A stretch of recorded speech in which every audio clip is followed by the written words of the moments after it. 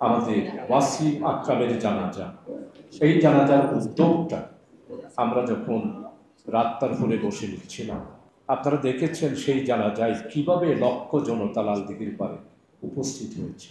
জুলাইয়ের এই স্মৃতি আসলে আপনারা যারা সমর যোদ্ধারা বক্তৃতায় বলেছেন, আমি হৃদয় দিয়ে সব কিছু শুনেছি। তবে আমি শুধু দুইটা বিষয়, একটা হলো লালদিঘির মাঠে আমাদের ওয়াসিম আকরামের জানাজা, এই জানাজার উদ্যোগটা আমরা যখন রাত্তার ফোনে বসে নিচ্ছিলাম, আপনারা দেখেছেন সেই জানাজায় কিভাবে লক্ষ জনতা লালদিঘির পারে উপস্থিত হয়েছে। সেখানে কিভাবে করে পুলিশেরা এই জানাজাকে ছত্রভঙ্গ করার চেষ্টা করেছিল, কিন্তু তারা সাহস করে। এরপরে ফয়সাল শান্তের খবর আমাকে প্রথম দেয় ইসলামী ছাত্র শিবিরের দক্ষিণের সভাপতি শরীফ। সে যখন এসে আমাকে এই খবর দেয়, তখন আমি বললাম যে ওরও গায়েবে জানাজা হবে। তখন আমরা লালদিঘির পাড় থেকে শুরু করে কোতোয়ালের মোড় পর্যন্ত আমরা জনতাকে শুধু ডাক দিয়েছিলাম, কিন্তু সেই দিন জনতা ভেঙে পড়েছিল। এরপরে সবচেয়ে বেশি যেটা 27শে জুলাই আমার পিএস আরমান উদ্দিন, মাত্র 4 দিনের ছেলে, তার সন্ধ্যাবেলায় ন্যাশনাল হাসপাতালে এসে তার ছেলে এবং তার ওয়াইফকে নিয়ে চিকিৎসার জন্য গেছে, তখনই তাকে গ্রেপ্তার করে ফেলেছিল।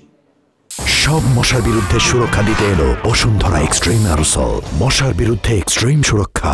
গ্রেপ্তারের পরে 9 অগাস্ট যখন সে জেল থেকে বের হল, তার থেকে যে বর্ণনাটা শুনেছি, আয়নাগরেরটা তো আছে, কিন্তু এই ডিবি অফিসে গিয়ে 4 দিনের একটা শিশুকে আলাদা রেখে, ওর মাকে আলাদা রেখে, এরপরে পিএসকে শুধু আমাকে অ্যারেস্ট করার জন্য, সেই দিন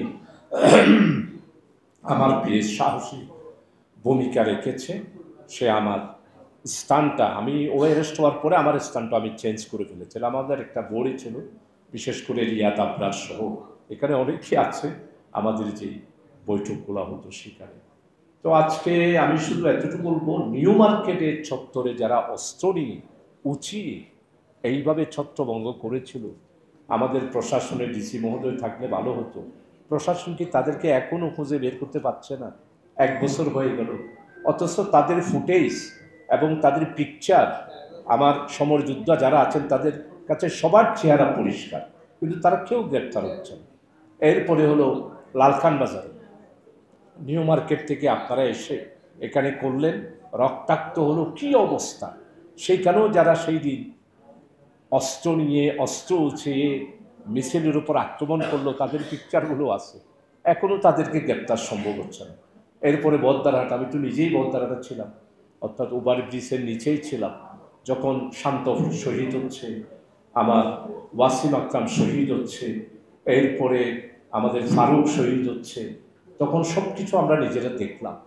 এই যে বদ্দারহাটের লক্ষ জনতার মাঝে যারা অস্ত্র উঠিয়ে আক্রমণ করেছিল 16 শহরে, মুরাদপুরে, তারা তো দিবালোকের মতো এখনো পর্যন্ত সবার কাছে পরিষ্কার। আজকে সমর যোদ্ধাদেরকে বলবো, আমাদের যুদ্ধ শেষ হয়।